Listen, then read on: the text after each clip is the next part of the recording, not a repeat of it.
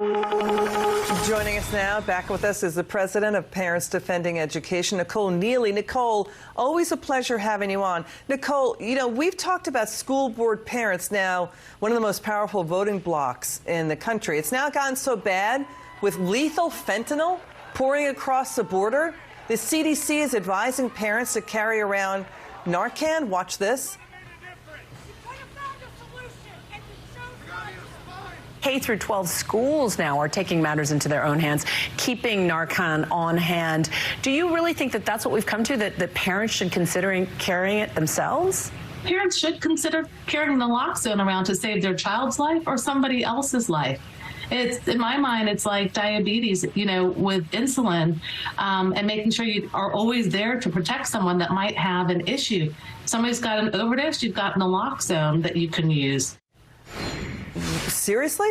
I mean, this is how bad fentanyl and the border crisis is. Now parents have to carry Narcan? It's appalling. And honestly, I mean, the really simple thing that most parents expect when they drop their children at the schoolhouse gate is their child will be safe. And what we're hearing from the CDC when they say things like that is, even when your child is at school, we cannot protect you. You will not be safe. And that is, parents are appalled by that. So we have two West Virginia cops. They were saved by an off-duty nurse carrying Narcan because a suspect threw opioids, possibly fentanyl, in their faces. This happened on Tuesday evening. But I want your reaction to this.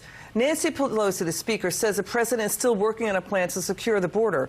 This is 20 months after he took office. The size of Kansas has been caught crossing, also human trafficking and drug trafficking and fentanyl. Watch this.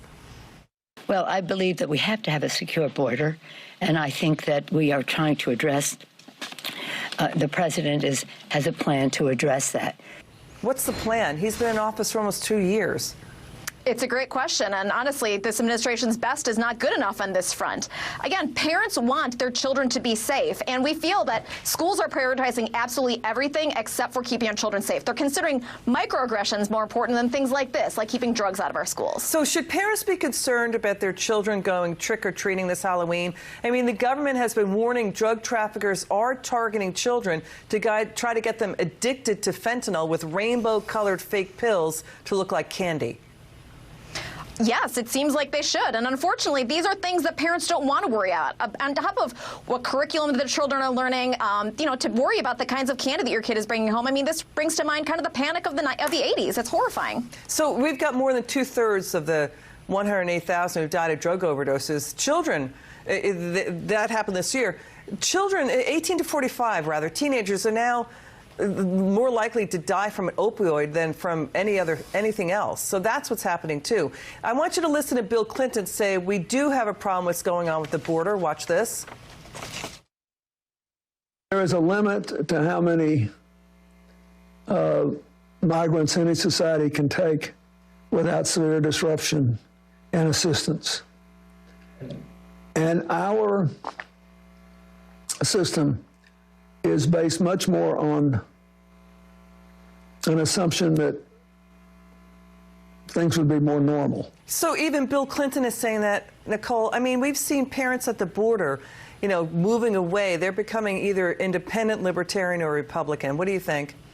It is unconscionable that this burden is being borne by border families in Texas, in Arizona, in New Mexico, in California. And communities in Del Rio are not safe. Families fear for their children's safety and, as you said, are moving.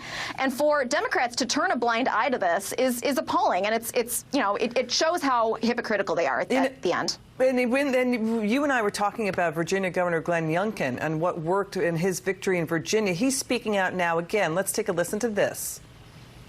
If you're against the guidelines, it means you're against having parents involved in students' lives, and I don't think that's where Virginia is. Virginia spoke loudly last year in our election that parents were really important to have involved in kids' lives, and so I think this is a chance for us to reflect, please read the guidelines, and then work towards making sure that we do include parents in these fundamentally important decisions. Your final word, Nicole. Children do better when parents are involved in their lives, period. And so the Virginia governor is doing that. That's what families want. That's what we hear every day. Got it. Nicole Neily, thanks for joining us.